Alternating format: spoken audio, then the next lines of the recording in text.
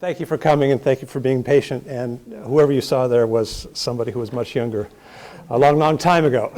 My task this evening, as I understand it, is to make you care about Jimmy Carter. So let's try.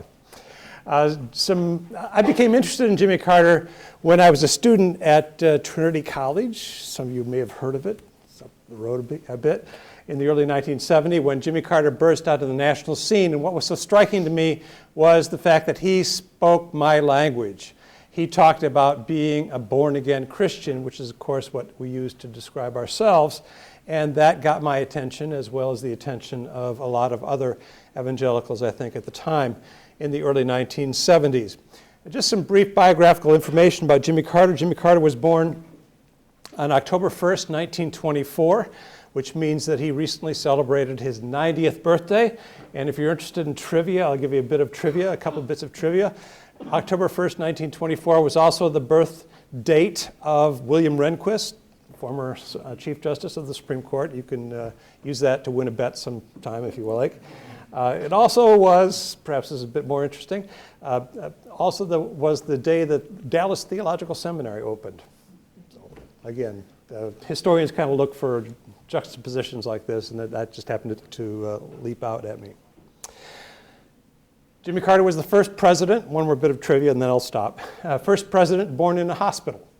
His mother, Miss Lillian, as many folks here remembered from the 1976 campaign, was a kind of itinerant nurse in Plains, Georgia, and she had access to medical facilities that other people in the community did not, making Jimmy Carter the first president to be born in a hospital. The first 3 years of his life he spent in Plains, and then the family moved about 3 miles down the road to Archery, Georgia. I'm curious how many people have been to Archery, Georgia to see the Plains. Nobody has, really. Well worth a trip. Seeing where Jimmy Carter grew up, I think your impression will likely be the same as mine. He grew up in very, very modest circumstances, hardly in the lap of luxury. Although he was always careful to say that he and his family were much more prosperous than any of their neighbors. Jimmy Carter went to school in town at the Plains schools. He was profoundly influenced by a teacher by the name of Julia Coleman, who encouraged her students to think that maybe one of them might be president of the United States someday, and young Jimmy Carter was certainly listening as she offered that bit of observation. Julia Coleman also spent her summers at the Chautauqua Institution in upstate New York, and one summer came back to Plains, determined to start a book club there in Plains, encouraged one of her students, Jimmy Carter, to read War and Peace. Jimmy Carter, thinking it was a book about cowboys and Indians, dived in and began reading War and Peace, and Carter tends to finish whatever he starts, and so he read all the way through War and Peace. He graduated from Plains High School, and then after a couple of years waiting for an appointment at the U.S. Military Academy, went off to Annapolis as a midshipman. This is when he begins teaching Sunday school, a practice that he has continued to the present. Just over a year ago, I was down in his Sunday school class, and I may talk about that a little bit later. Jimmy Carter continues to teach Sunday school even now into his 90s. After he graduated from Annapolis, he came home and married a Plains girl, although not a plain girl, a woman by the name of Rosalind Smith. That qualified in Plains as a mixed marriage, of course, because Jimmy Carter was a Southern Baptist and Rosalind Smith was a Methodist. Nevertheless, they worked it out and have been very, very close all of their lives. I think that Rosalind is the only person Jimmy Carter fully trusts. They are indeed very intimate. Jimmy Carter began his naval career, and then in 1953 he received a summons to return to Plains to the bedside of his father, Earl Carter, who was dying of pancreatic cancer at the age of 53. This was a profound moment in Jimmy Carter's life because he witnessed a whole parade of people coming into the hospital room to thank Mr. Earl, as he was known in the community, for various discreet acts of generosity and kindness that he had given over the years. The family who wanted new clothes so that they could attend their daughter's graduation with pride. And Mr. Earl provided them with the money to buy new clothes. The time that he carried the mortgage for another family during a period of straitened financial circumstances. Very often, he would extend credit from the Carter store, Carter warehouse, to farmers in the area or people who were down on their luck at any given time. And this made a profound effect on Jimmy Carter because he saw what his father was able to do, not only as an elected official. Earl Carter had won election to the Georgia House of Representatives shortly before his death, but as an ordinary citizen there in Plains trying to make a difference in the community. Jimmy Carter went back to Schenectady, New York, where he was stationed, and informed Rosalynn of his intentions to resign his commission in the Navy and return to a life in Plains. Rosalynn Smith Carter was not amused.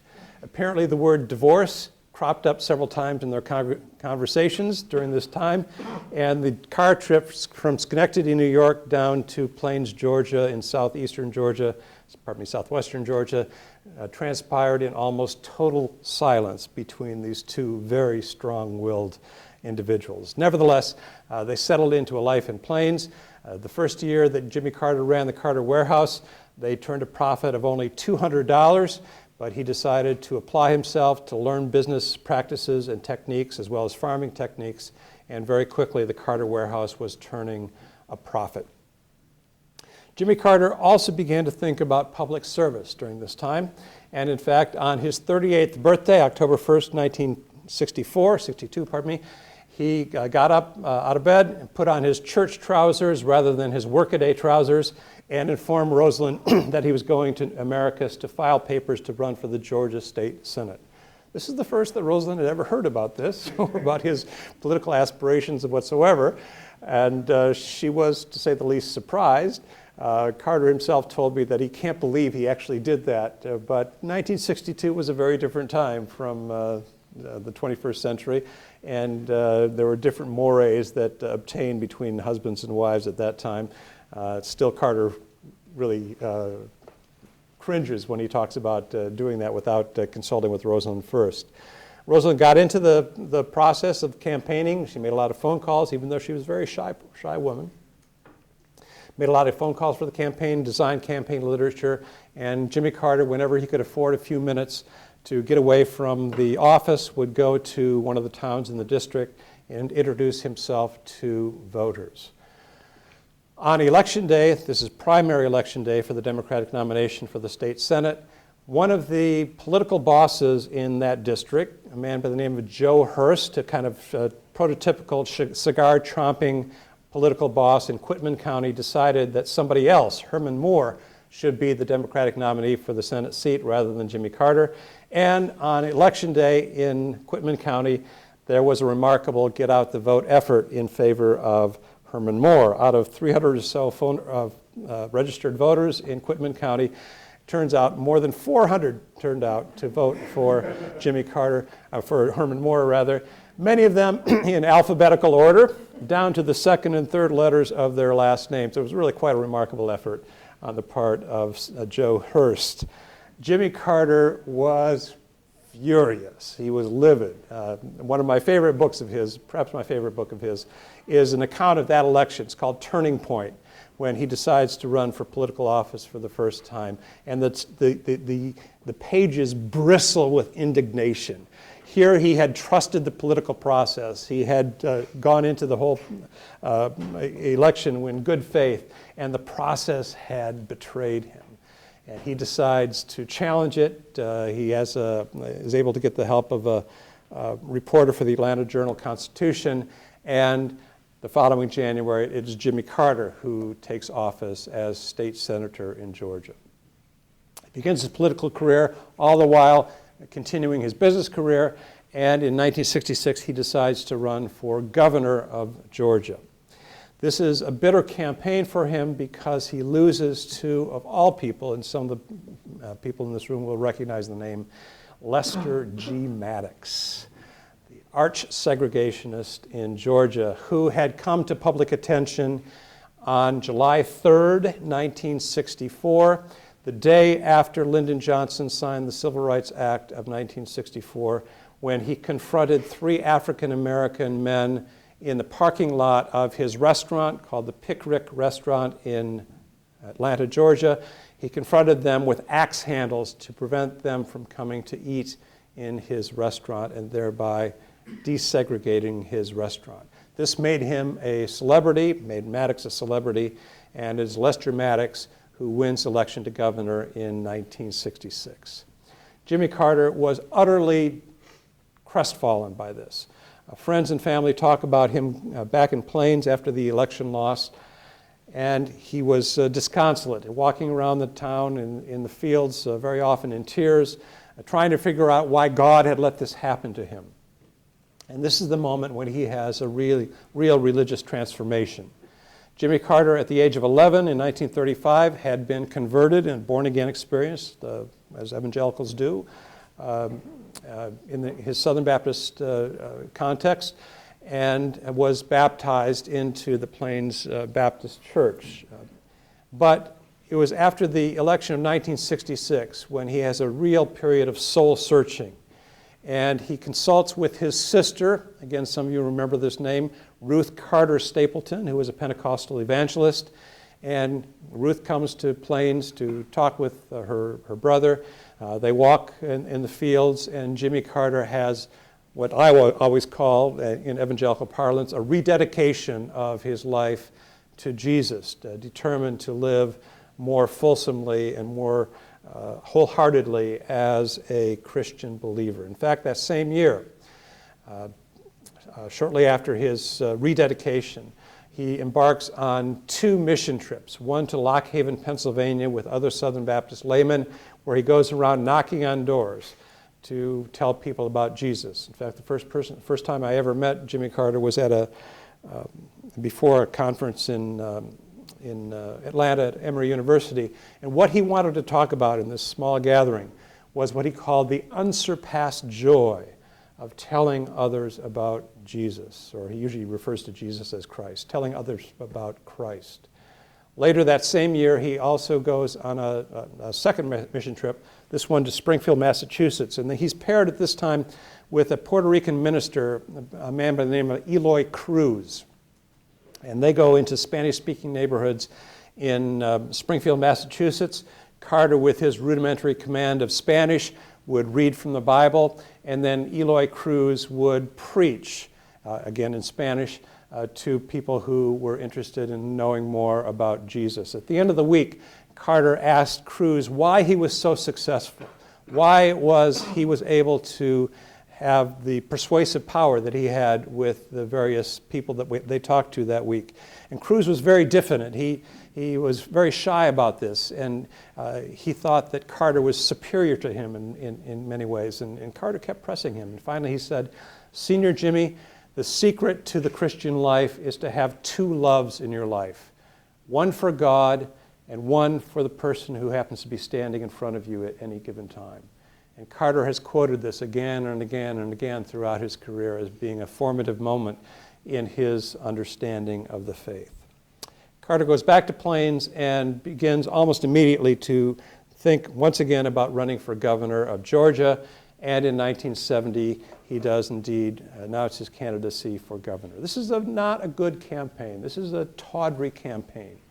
Carter was so eager to be elected president that he courted the segregationist vote in Georgia in the course of that campaign. We could have a lively discussion about means and ends, I suppose, in light of this campaign in 1970. Not much is said about that campaign. There's very little evidence in the Carter Center, the Carter Presidential Library about that campaign, but there is strong evidence that Carter indeed courted segregationist interests in the course of that campaign. He felt bad about it almost immediately, even during the campaign. He sought to apologize to his opponent, and when he was inaugurated as governor of Georgia on January 12, 1971, he famously said that in Georgia, the time for racial segregation is over.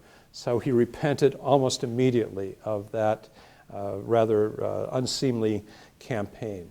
That statement was picked up the next morning in the New York Times, above the fold on the first page, And Carter was very soon coupled with Reuben Askew of Florida and Dale Bumpers of Arkansas as so-called New South post-segregationist governors. A few weeks later, he appears on the cover of Time magazine, a very similar sort of treatment of Carter as a New South governor, and he begins to think about running for president of the United States. On May 9, 1974, Jimmy Carter, the governor of Georgia, went to Athens, Georgia for an event called Law Day. This is a venerable tradition among the law students at the University of Georgia to invite famous individuals, Supreme Court justices, national politicians, attorneys general, to come and talk to them about the practice of law and matters of justice. The keynote speaker that year was the senator from Massachusetts, Edward M. Kennedy, who talked about the impeachment process that was moving its way through the House of Representatives at that time for the impeachment of Richard Nixon. Jimmy Carter was next on the schedule. He was the undercard speaker. He got up and began speaking extemporaneously about his understanding of justice. And he said that his understanding of justice derived from two theologians, two theological thinkers. The first was Reinhold Niebuhr and his famous dictum that the sad duty of politics was to establish justice in a sinful world. He went on to say that his second understanding of justice came from the venerable theologian Bob Dylan, especially Bob Dylan's song, "Ain't Gonna Work on Maggie's Farm No More," which talked about the plight of tenant farmers. He went on to talk about issues of justice in Georgia, noting that the prison population in Georgia was overwhelmingly people of color, overwhelmingly people who were poor, could not afford adequate legal representation, and what he was trying to do as governor in order to address that inequality as he understood it. He also talked about the cozy relationship between those who are regulated and the regulatory agencies in Washington, noting that very often the corporations that were regulated themselves provided the personnel in the regulatory agencies, and this was, in his judgment, a corruption that needed to be addressed in Washington. In the course of his remarks, he noticed that one of the journalists in attendance slipped out briefly and then came back into the room. And initially he thought that Hunter S. Thompson, the self-proclaimed gonzo journalist of Rolling Stone magazine, was simply going out to refresh whatever adult beverage he was consuming that day. It turned out that Thompson was going to his car to retrieve his tape recorder because he wanted to record something extraordinary. A politician willing to tell the truth. A politician willing to call special interests to account. And Thompson talked about that many times over. Jimmy Carter's famous Law Day address in May of 1974. About that time, something very interesting is happening within evangelicalism, and I want to spend a few minutes talking about that because I think it sets up Carter's presidential run and his career more broadly. Just 6 months before Jimmy Carter's Law Day address, there was a gathering in the south side of Chicago of 55 evangelical leaders to produce a document called the Chicago Declaration of Evangelical Social Concern. And this was a remarkable document, and I invite you to look at it if you're not familiar with it, to read it for yourself. It's widely available on the internet, and you can read through it yourself. But what I see in that document is a remarkable effort to recover what I consider to be the genius of 19th century evangelical social activism. If you look at 19th century evangelicalism, and I have, and I'm sure you're aware of it as well, evangelicals were remarkably consistent about trying to advocate for those on the margins of society. Evangelicals were active. Wheaton College is here in part because of this. Evangelicals were active in the abolitionist movement. They were active in various peace crusades. They were active in the temperance movement, which in the 19th century was considered a progressive cause. We tend to regard it today as kind of paternalistic. But in the 19th century, it addressed very, very real problems of alcohol abuse in American society. They were also very much interested in the equal rights for women, including voting rights, which in the 19th century was considered a rather radical cause. They were interested in issues of public education, known as common schools in the 19th century, as a way for those in the lower rungs of society to become upwardly mobile and eventually to join the middle class. And the Chicago Declaration of Evangelical Social Concern, with signatories such as Ronald Sider, who really convened the entire group. Jim Wallace was there. Various African-American leaders within evangelicalism were there as well. Richard Mao, the recently retired president from Fuller Theological Seminary. What happened in that meeting was a restatement of many of these 19th century evangelical principles of social reform. The Chicago Declaration, for example, decried the persistence of racism in American society, decried the militarism that characterized American life and American federal budget. Of course, at that time we were at the tail end of the Vietnam War, so it was very much on the minds of many people at that time. It decried the persistence of hunger in a society that was so affluent. And as many of you remember, I'm sure, that Ron Sider went on to write a book called Rich Christians in an Age of Hunger, which was a major, major book for evangelicals in the 1970s. And they went on finally at the behest of Nancy Hardesty, who was just recently passed away, was an alumna of Wheaton College and in fact taught at Trinity College when I was there. They went on in that declaration to affirm equality for women.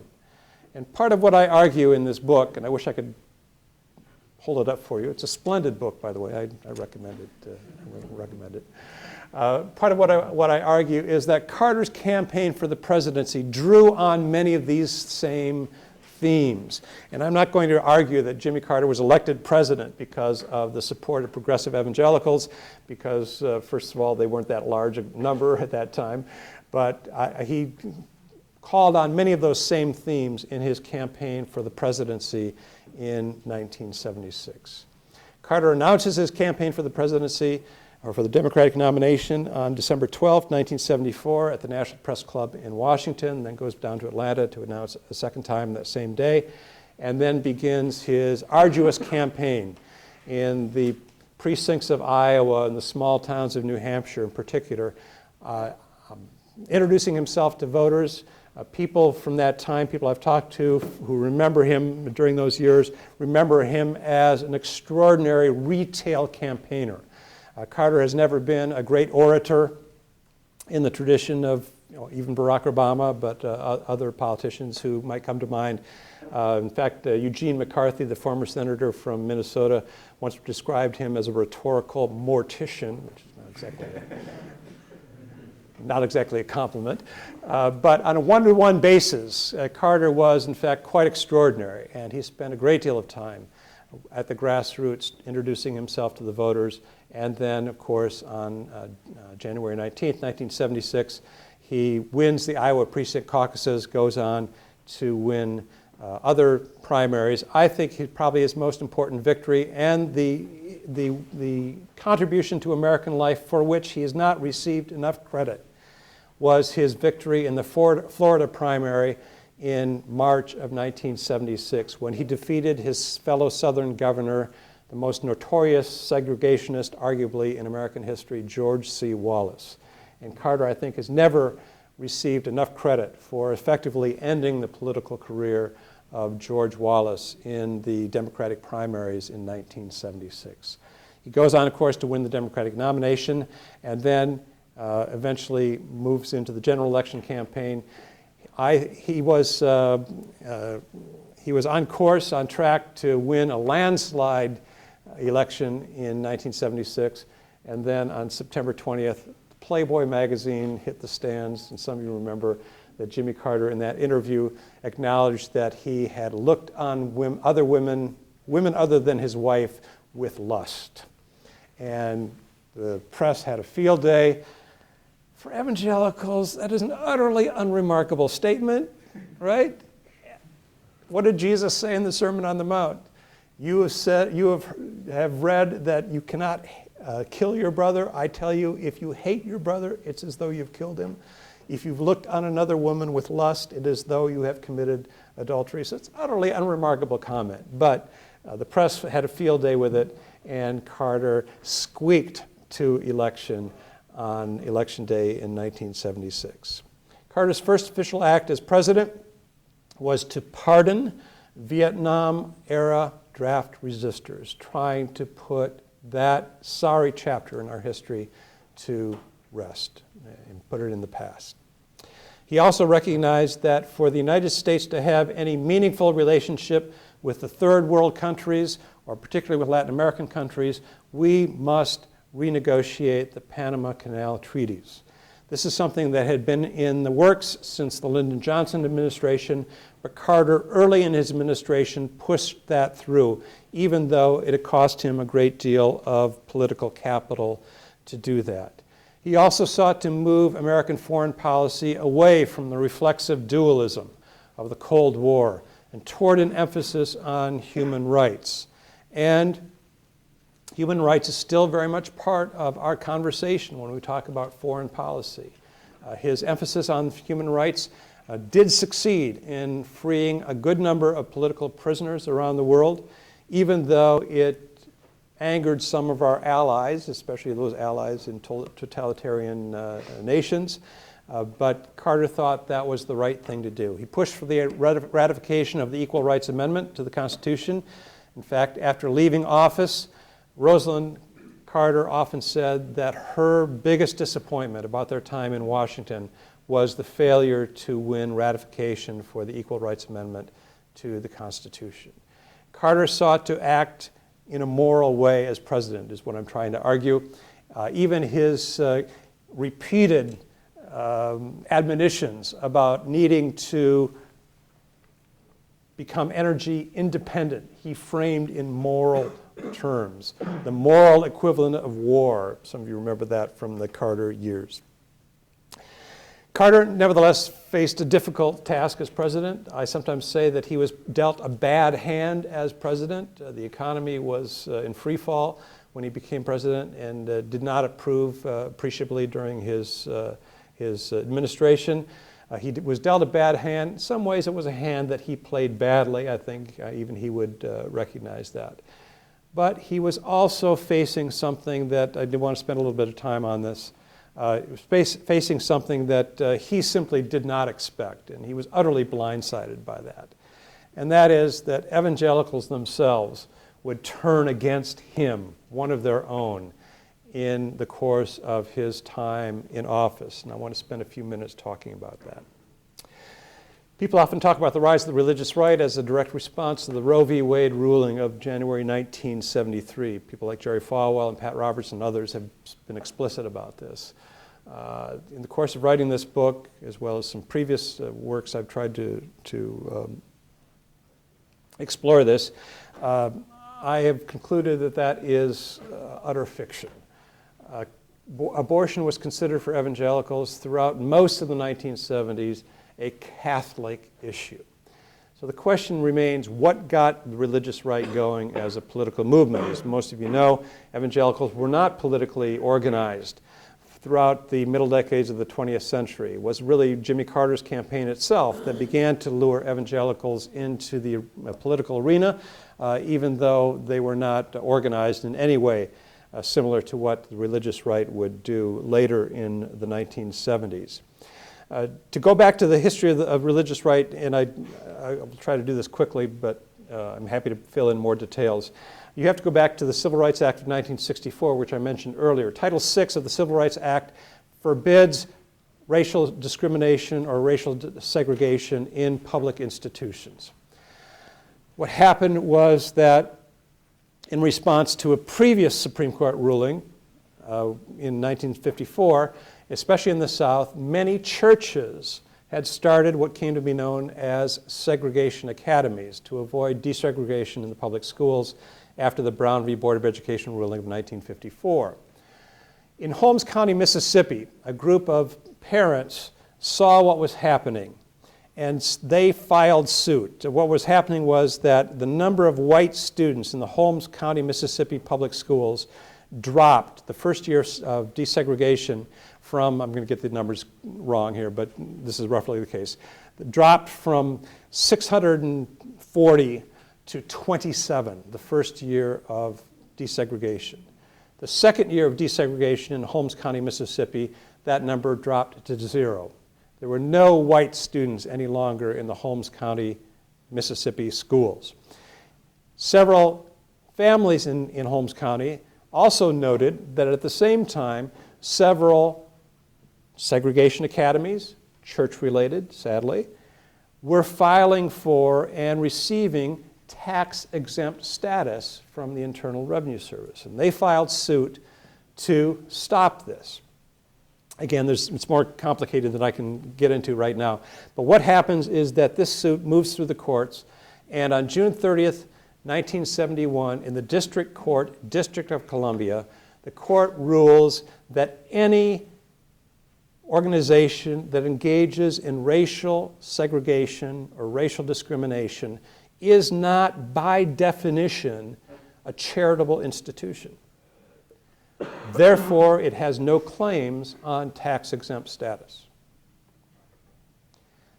That was the catalyst for the rise of the religious right.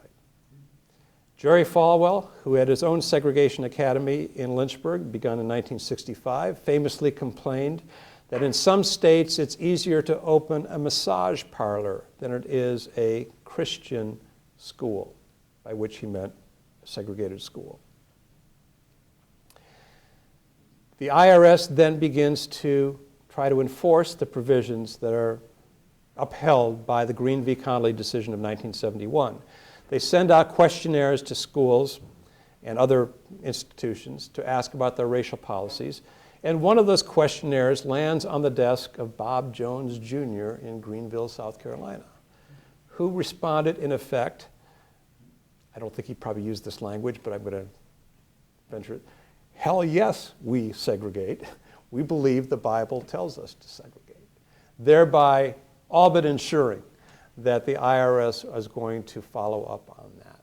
And of course the IRS does, and after years of warnings, finally on January 19th, I'm getting tired, it's been a long day. January 19th, 1976, the IRS rescinds the tax exemption at Bob Jones University because of its racial policies. This is what gets the religious right, the leaders of the religious right, activated as a political movement in not response to Roe v. Wade, but in response to the Green v. Connolly decision and the Bob Jones case. Paul Weyrich, who's really the architect of the religious right, was adamant about this. I happened to find myself in a meeting in Washington in November of 1990 in a room with Ralph Reed, Carl F.H. Henry, Donald Wildman, Paul Weyrich, Ed Dobson, Falwell's former associate at Moral Majority. And in one of the sessions, Weyrich was asked about abortion and the rise of the religious right, and he said abortion had nothing to do with us getting involved or organized as a political movement. And he was just emphatic about that. And after the session, we had a break, and so I went up to him and I said, I want to make sure I understood you correctly. Abortion was not part of this, which is actually how I remembered it myself, but I wanted to make sure. He said, absolutely not. He said, I'd been trying since the Goldwater campaign, trying to get evangelicals interested in politics, trying to get them organized as a political movement. He said, I tried everything over the years. I tried the school prayer issue. I tried pornography as an issue. I tried the Equal Rights Amendment as the issue. I tried abortion as an issue. Nothing got their attention until the school issue came along. And that's what got them going as a political movement. How did abortion become part of the conversation? What happens is that in the midterm elections of 1978, there are two Senate seats and one governorship that really show Weyrich that abortion would work at the grassroots level with evangelicals. What happens is that in Iowa, where a man by the name of Dick Clark, not that Dick Clark, but another Dick Clark, was running for re-election as the Democratic senator from Iowa, And in Minnesota, where Donald Frazier, who was a member of Congress running as a Democrat for the Senate seat, and I'm sorry, there were 3 Senate seats. Let me amend that. Dick Clark in Iowa, and 2 Senate seats were up for grabs in Minnesota, one of them for the unexpired term of Hubert Humphrey, who had died. What happens in that election is that going into the election, the pundits all thought that the Democratic nominees would win easily in all 3 of those races. That is that Dick Clark would be reelected in Iowa, and that the Democratic nominees in Minnesota would win election. What happens in that campaign is that in the final weekend of that campaign, pro-lifers, Roman Catholics, leafleted church parking lots on the abortion issue. 2 days later, in an election with a very low turnout because it was a midterm election, all 3 Democratic nominees lost to pro-life Republicans. As part of doing research for this book, I went through Paul Weyrach's papers, which are, of all places, at the University of Wyoming in Laramie. It's a long story, which I'm happy to get into later if you want to. And as I was going through the papers surrounding that midterm election in 1978, the papers crackle with excitement. Weyrach had finally found the issue that would resonate with grassroots evangelical voters.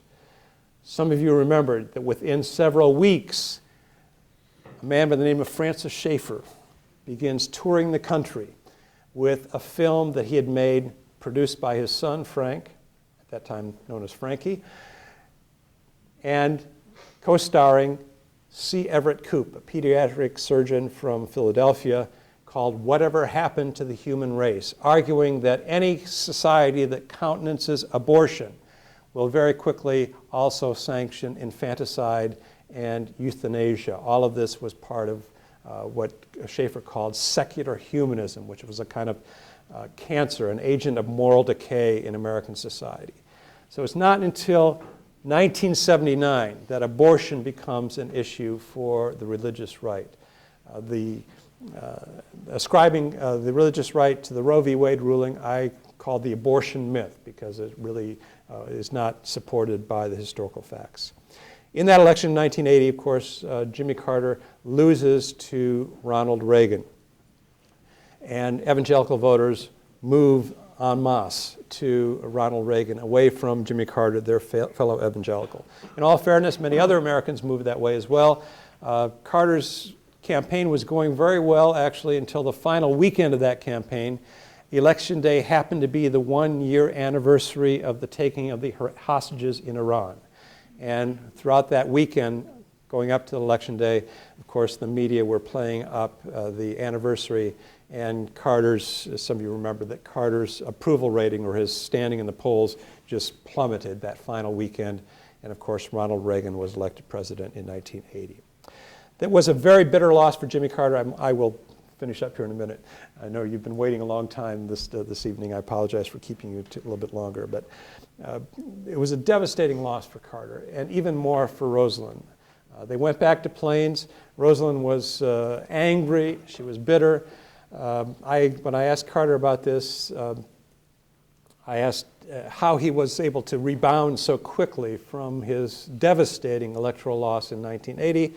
And he said that one of the reasons he was able to do so is that he had to keep reassuring Rosalynn that they still had a life together, that they could still do good things for themselves and for the world. And he began, after a while, to believe his own reassurances to Rosalynn, but she was really quite crestfallen by that loss in 1980. I argue in part that Carter has been better able to act on his faith and act on his moral influences outside of the presidency than in Washington. I've made this argument for a long time in various venues, that faith, I think, functions best from the margins of society and not in the councils of power. Because once you begin to hanker after political power or any other kind of power, you lose your prophetic voice. And any politician, especially a politician who has to run for re-election at some point or another, necessarily has to placate various constituencies. And I think Jimmy Carter's life after leaving Washington has been remarkable for his ability to act on his humanitarian, his moral, his evangelical, his Christian impulses. And he has done that, I think, remarkably well. If you look at the work of the Carter Center has succeeded in eradicating several tropical diseases entirely in many places in the world. Jimmy Carter himself, of course, has been around the world monitoring elections as well as brokering peace between warring parties. He was able to head off the American invasion of Haiti just by minutes, really, but with his negotiation and his brokering of a deal to settle the political situation in Haiti. And Carter has been very active. Most recently, his book on women's rights, talking about the need for women's equality, castigating various religious groups who, in his judgment, have seized on selected, discrete verses in the Bible to justify their denigration of women or subjugation of women, and he believes that that is wrong. And I think that's really the message of Jimmy Carter and his life, is that he has been able, since leaving the White House, to act more fully on his moral and ethical principles, and I think his life has indicated, has vindicated that choice. Not only the Nobel Peace Prize in 2002, but more broadly, his body of work since leaving the White House in January of 1981. I think I'm going to leave it there and invite, I'm happy to do questions or what. Okay. Thank you so much for your attention, your time and your attention. I appreciate that. Thank you.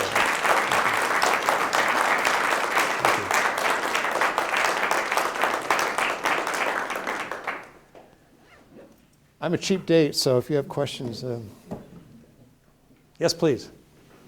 I'm intrigued by your final remark about Carter doing more from a moral point of view outside of the presidency. Yes.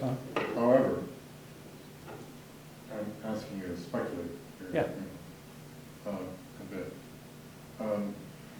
Obama has helped, I don't want to start a huge fight here, but Obama, it seems to me, has helped America step back from constantly thinking of war as being our first alternative. Yeah.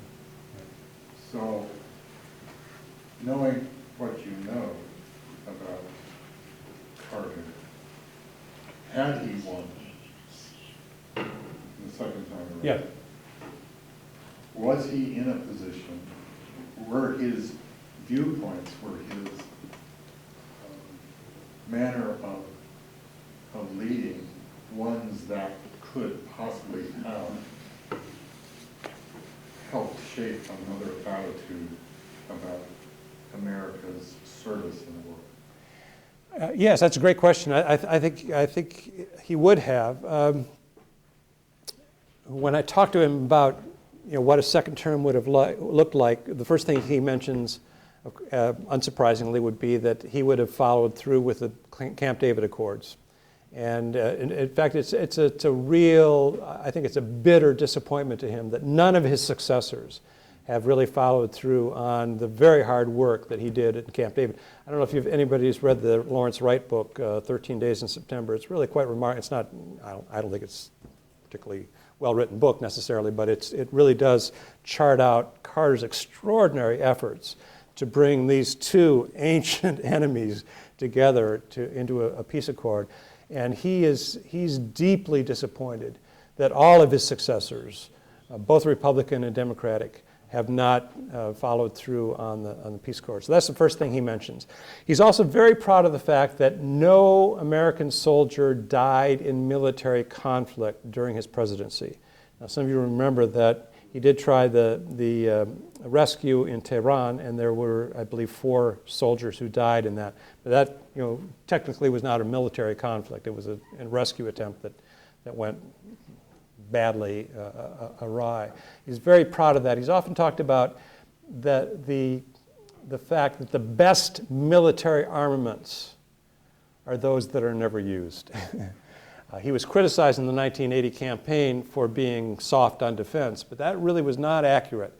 He, in fact, had restored America to military strength that had been actually diminished by both of his Republican predecessors. So that criticism really was not accurate. Do I think he would have acted with restraint in his second term? Yes, absolutely, he would. This is a man who was averse to war, was averse to military conflict, and I think the fact that he's spent so much time as a negotiator indicates that this is his preferred method of dealing with conflict around the world. Great question. Yes, please, here. I'm wondering, so you talked about the connection between Carter, at least the affinity between Carter and the 1974 Yes. Chicago Declaration. Were there connections? No, yeah, it's a great question. Can you sort of unpack that a little Yeah, not much, other than to say there was a kind of a coincidence of interests between the two. And I think part of that you have to remember, and it's still somewhat the case, that there is a difference between Southern evangelicalism and Northern evangelicalism. First of all, Southern evangelicals don't recognize themselves by that term. Who was it? Foy Valentine, who famously said of the Southern Baptist Convention that evangelical is a Yankee term. He kind of dismissed it. But I tend to apply the duck test. If it walks like a duck and quacks like, it's probably a duck. In the case of most Southern Baptists, and certainly Jimmy Carter, he would fit that description. So I think it's more a coincidence of interests rather than a kind of collusion of interest, to put it that way. Yeah. But again, I do want to come back and emphasize that in the early 1970s, there was this kind of brief moment of resurgence of progressive evangelicalism that was really quite public, and I think I would argue very prophetic at that time. It came out of, actually, just a bit more on the background, there was a small group called Evangelicals for McGovern, believe it or not, in 1972. Rich Mao has often joked that they had their meetings in the phone booth, but it was a fairly small group. But Ron Sider had organized that group, and some of you remember, and I remember this very well, that George McGovern came and spoke at Edmund Chapel on, I remember the date, October 11th, 1972. I actually skipped chapel up at Trinity College and came down here with a carload of friends to listen to George McGovern here in Edmund Chapel. But on the heels of that, Sider organized this group that became the Chicago Declaration, and later his own organization, ESA, Evangelicals for Social Action. So it was a moment, I think, that was really quite remarkable in the history of evangelicalism in the 1970s. Yeah. Yes, please. There seems to be some evidence that the hostages would have been released prior to his election had some political wrangling. Do you think he was politically naive and maybe even as a Christian naive in thinking that he could in fact bring the Egyptians and the Israelis together? Yeah. That's a positive thing. Yeah, I think that's a good observation, certainly a fair observation. I think there is a kind of a naivete to Carter. I think he thinks that if he has this enduring belief that if he can just get people to sit down and talk to one another, that they can work things out. And I think one of the ways you see this is his persistent attempts to reconcile with the Southern Baptist Convention. The Southern Baptist Convention in 1979 became very conservative and contributed to Carter's defeat in 1980.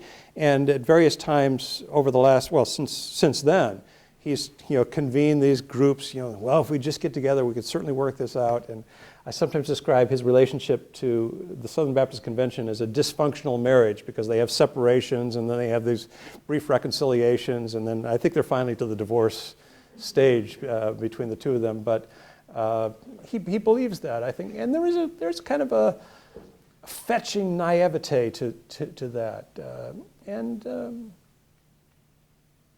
maybe that has gotten him somewhere in his various conversations. I was going to say something else, but I'll probably come back to me. I'm sorry. I'm sorry. Yes, please. What happened to progressive evangelicalism after Carter's loss to Reagan in the 1980s?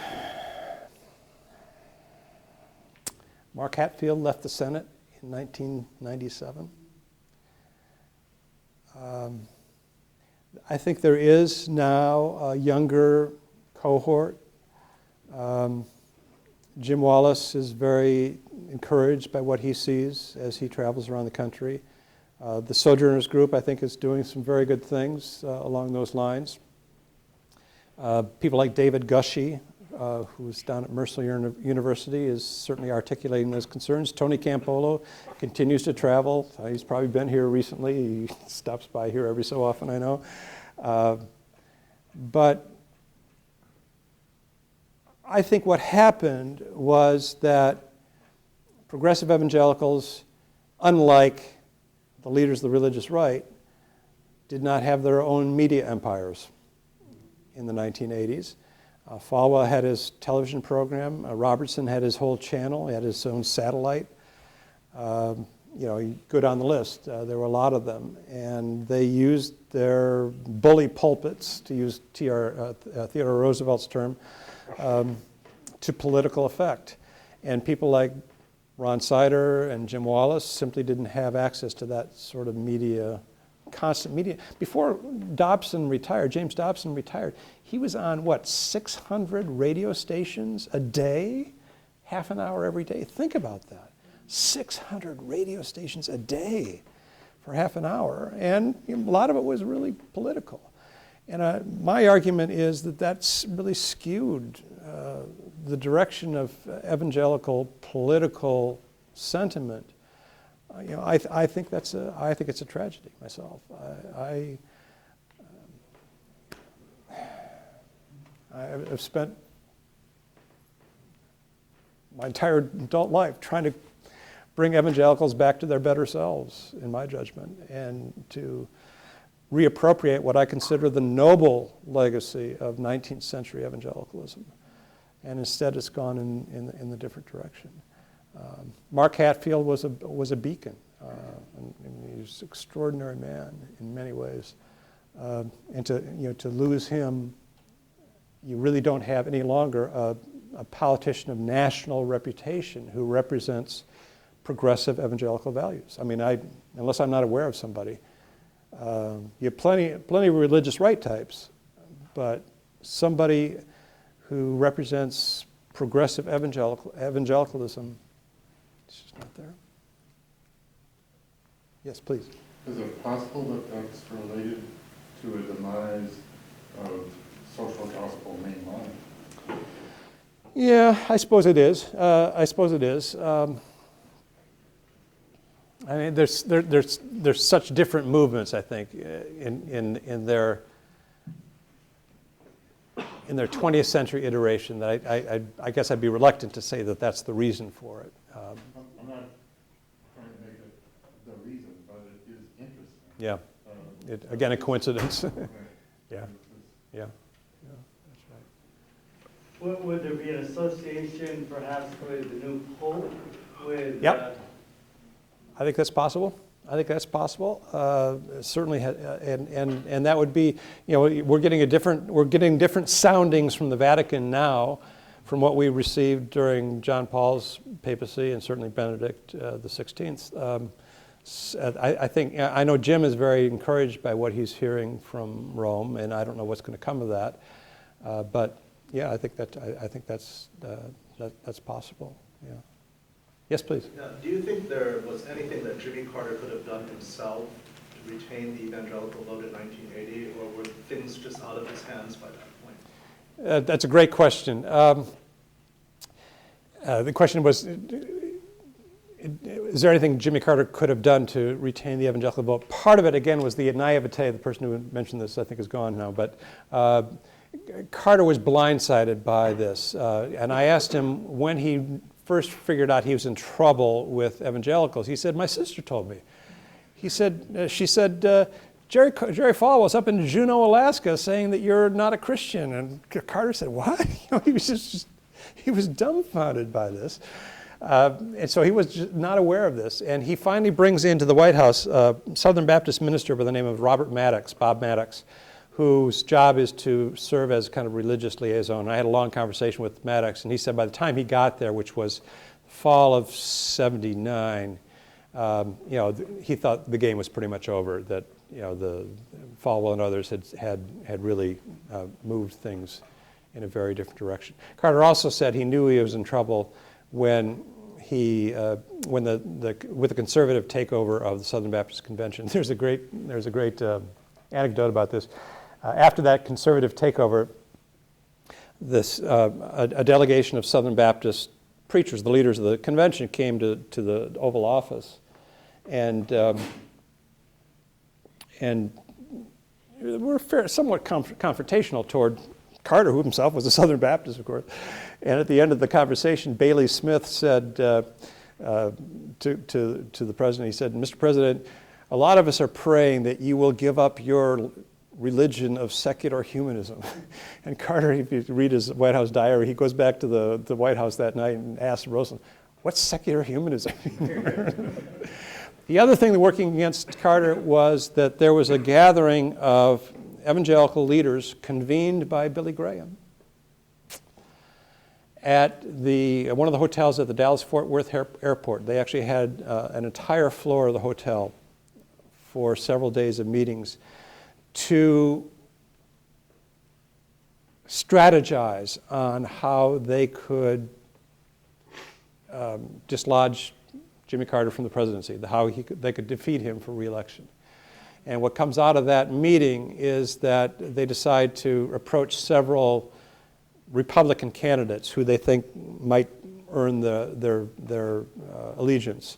Phil Crane, congressman here from Illinois for a long time, was one of the people who was at that time considered possible presidential candidate.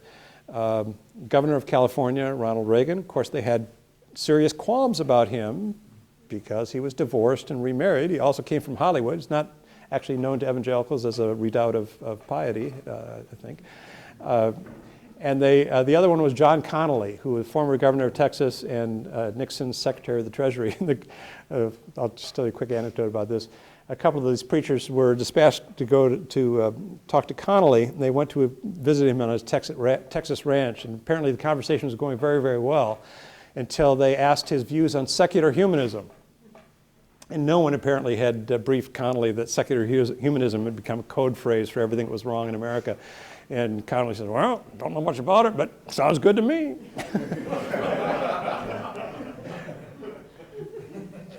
Struck him off the list at that point. But, I have to say that one of the things that was, I have to say, kind of heartbreaking to me in doing the research was Billy Graham. And I say this because I have great admiration for Billy Graham. In fact, I did a documentary on him some time ago. But going back to 1960, when I was writing a previous book, I came across a letter in the JFK Library up in Cambridge, Massachusetts. Columbia, Massachusetts, Boston, dated August 10th, 1960. Very cordial letter from Billy Graham to Senator Kennedy, the Democratic nominee. And it reads something like this. He said, "Dear Senator Kennedy, there's been a lot of speculation that I intend to introduce the religious issue in this campaign." Obviously, Kennedy was only the second major candidate for president who was a Roman Catholic, so it was a tense issue. "I'm writing to assure you that I will not do so." 8 days later, Graham convenes a meeting of Protestant ministers, including Norman Vincent Peale, in Montreux, Switzerland.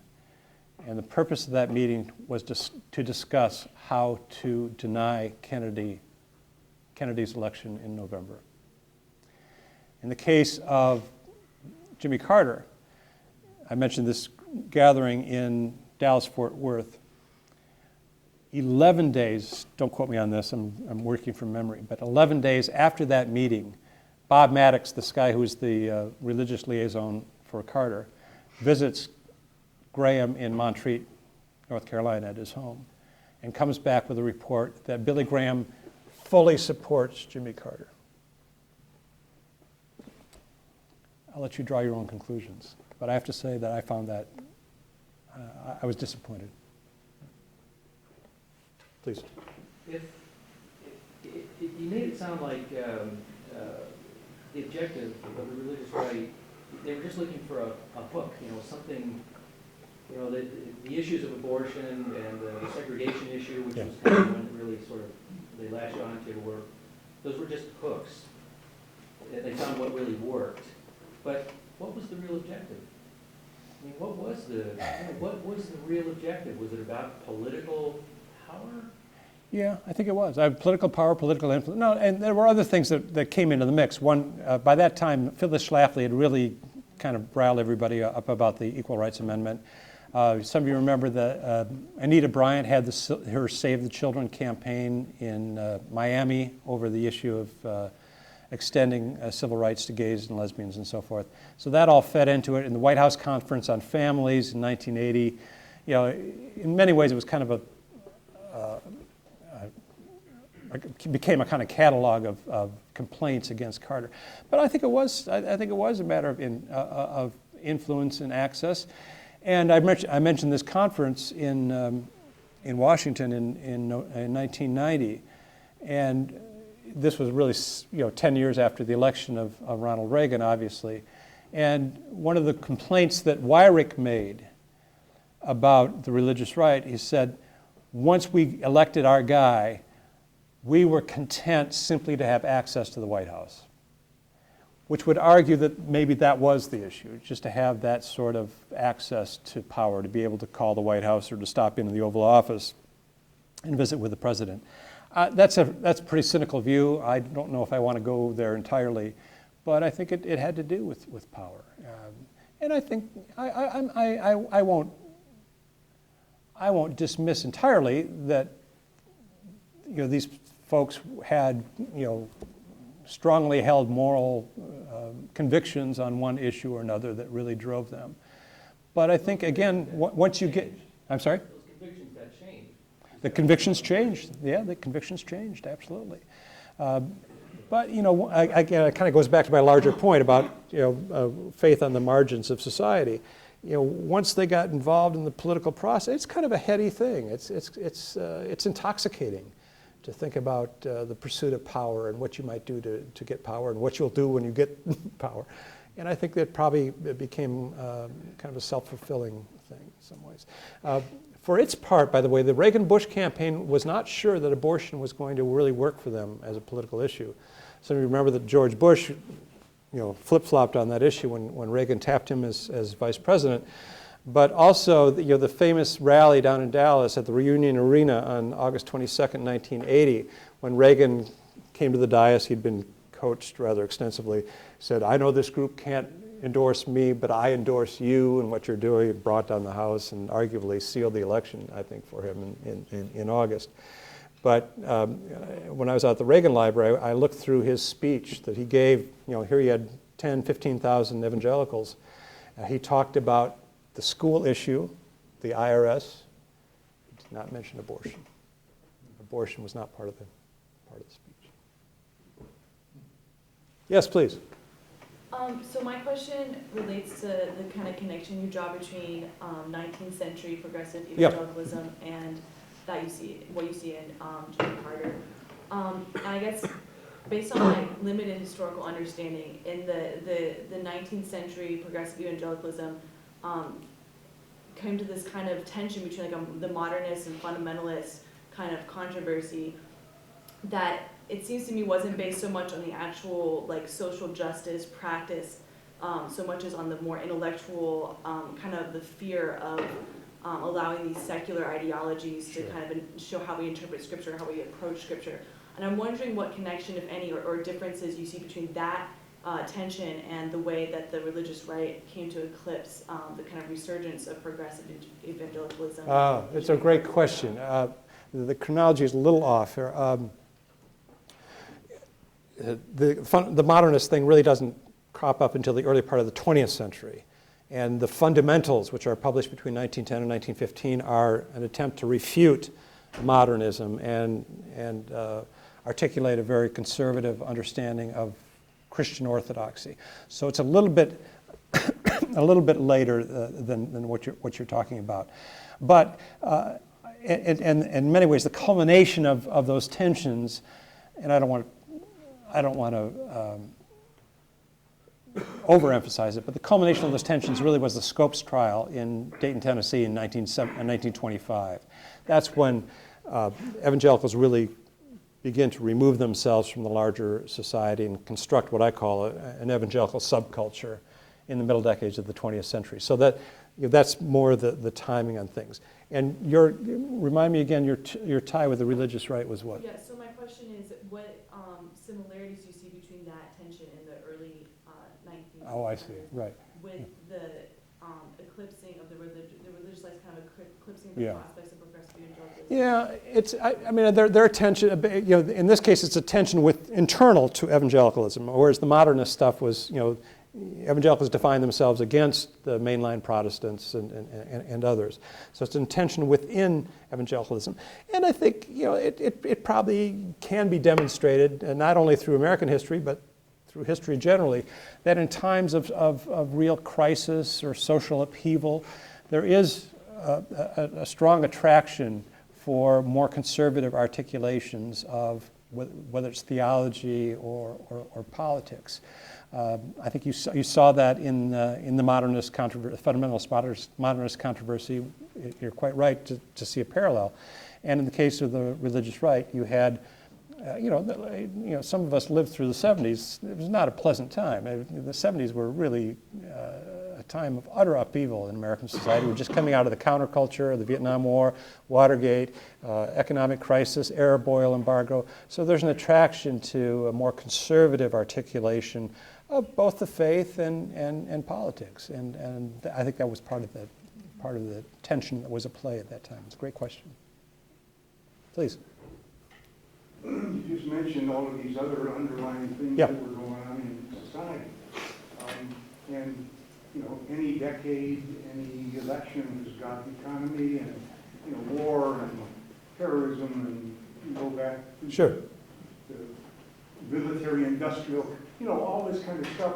How much of that, and this is probably too Marxist sounding, but how much of that is the fundamentals that people vote on, and some of the other groups that are in the public eye are kind of playing off of that, but where's the balance? Oh, I mean, I'd be a genius if I could figure that out. Right? Yeah, that's why I'm not running. Well, but the other thing that happens is you have various individuals who are able to articulate those tensions. Sometimes they're demagogues. Sometimes they're merely, kind of brilliant, charismatic politicians. And I think Ronald Reagan was one of those, was that figure. He was a brilliant, charismatic politician.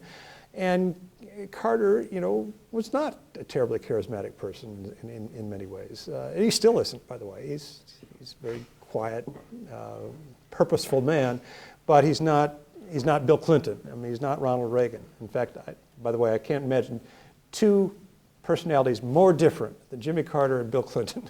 They're just utterly different types. But I think, the brilliant politician is one who's able to kind of swoop in and pick up on those tensions and articulate those tensions. And Reagan had some great lines in the course of the 1980 campaign. The one I remember the best was, he said something like, a recession is when your neighbor loses his job. A depression is when you lose your job. Recovery is when Jimmy Carter loses his job. I mean, it's a great line. It's a great line. And he's able to do that. And that was the brilliance of Reagan, I think, in many ways. Vincent. When he did the Playboy interview. Yes. So, do you guys think, looking back of that, whether do you think that was a mistake? Was that an example? Colossal mistake. Yeah, I mean, because so why does he do it? Yeah.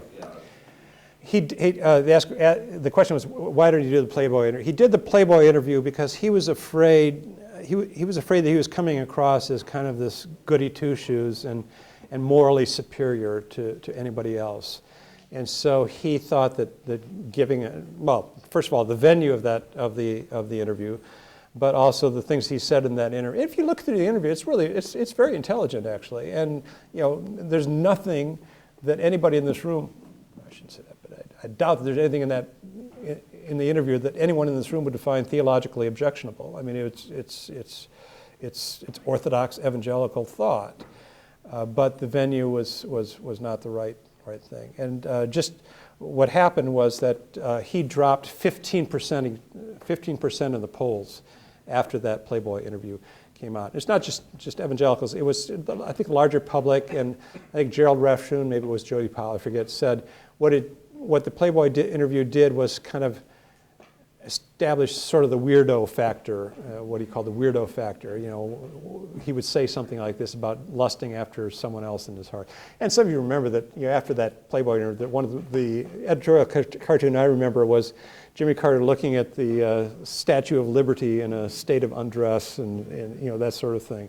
The media just had a field day with it, and it really hurt him, I think. As it happened, on Election Day, the evangelical vote went roughly 50-50 between Ford and Carter. And I think had it not been for that interview, it would have been much higher for evangelicals. Ford, after all, had evangelical credentials as well. His son Michael was a student at the time at Gordon Conwell Theological Seminary. And that's, I shouldn't get into Graham, I guess. Graham also was trying to undermine Carter. For some reason, Graham and Carter have never had a close relationship because Graham was trying to undermine Carter in favor of Ford in that election as well. One final question? One final question. What is love? No. Yes. What's the acceptance of your book in the wide community and so forth? What's the acceptance? I don't know. I haven't really seen sales figures yet. Although you could have really helped me put me over the top here tonight. It got a lot of nice reviews. Wall Street Journal, Wall Street Journal, I can't afford it so much, but New York Times, Washington Post, Cleveland Plain Dealer. Has gotten some good play, and I think it's a very good book, if I may say so myself. I just did, so please buy it. I have not heard from Carter about the book. I'm disappointed about that because I mean it's not uncritical, but it's not. But I think most readers would say it's a generally appreciative biography of Carter.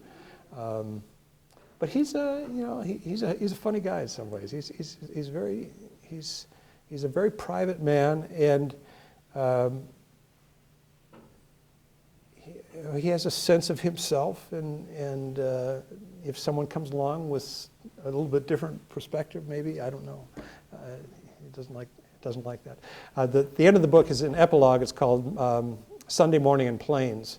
And I talk about going down to sit in on his Sunday school class, and then I do have a conversation with him after that, and so forth. And I suggested toward the end of the epilogue that Carter is really driven by a kind of works righteousness.